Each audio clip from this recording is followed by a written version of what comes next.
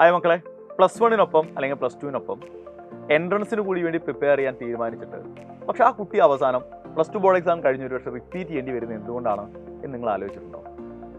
നമ്മുടെ ചുറ്റുള്ള ഒരുപാട് ആളുകളെ ശ്രദ്ധിച്ചാൽ അറിയാം, മിക്കവാറും ആളുകളുടെ കേസിൽ സംഭവിക്കുന്ന ഒരു കാര്യമാണത്.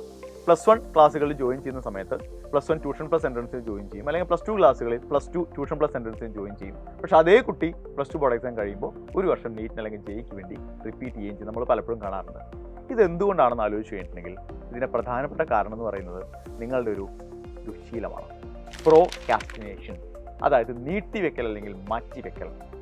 ഓക്കെ, അന്നന്ന് ചെയ്യേണ്ട കാര്യങ്ങൾ അല്ലെങ്കിൽ അന്നന്ന് പഠിക്കേണ്ട കാര്യങ്ങൾ നാളത്തേക്കാകാം എന്ന് പറഞ്ഞ് മാറ്റിവെക്കുകയും പിന്നീടത് നാളെ ആവാം എന്ന് പറഞ്ഞ് മാറ്റി വെച്ചുകൊണ്ട് ഒടുവിൽ കണ്ണടച്ച് തുറക്കുന്നതിന് മുമ്പേ +2 ബോർഡ് എക്സാമിങ് എത്തും. അപ്പോഴാണ് നമ്മൾ മനസ്സിലാക്കുക നമ്മൾ എൻട്രൻസിന് വേണ്ടി ഒന്നും ചെയ്തിട്ടില്ല എന്നുള്ളത്.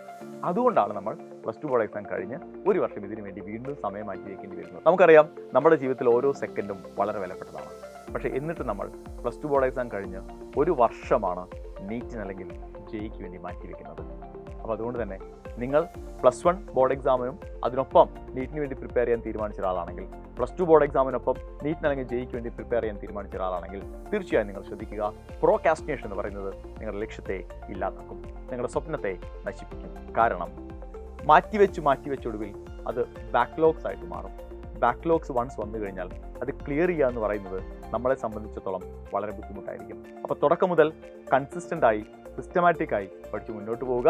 +2 ബോർഡ് എക്സാമിനൊപ്പം തന്നെ നീറ്റ് അല്ലെങ്കിൽ ജെയ് ക്രാക്ക് ചെയ്യാൻ നിങ്ങളെ കൊണ്ട് സാധിക്കും. അടിപൊളിയായിട്ട് പഠിക്കുക. All the best.